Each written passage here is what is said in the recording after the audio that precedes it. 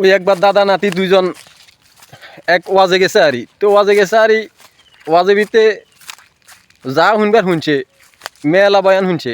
বয়ান শুনবার পরে তো দাদা নাতি বাইর যাইতে সময় মাঝখানটি হচ্ছে বাইর যাইতে এক খাল আছে, তো খাল ফারিতে সময় ও দাদা গোঁস মারি এলার আরি, দাদা গোঁস মারি এলার আরি, নাতি কিও দাদা হবে না, ওয়াজ শুনিয়ে আইছেন। ওয়াজে কইছে গোঁস মারলে কবিরা গুনে।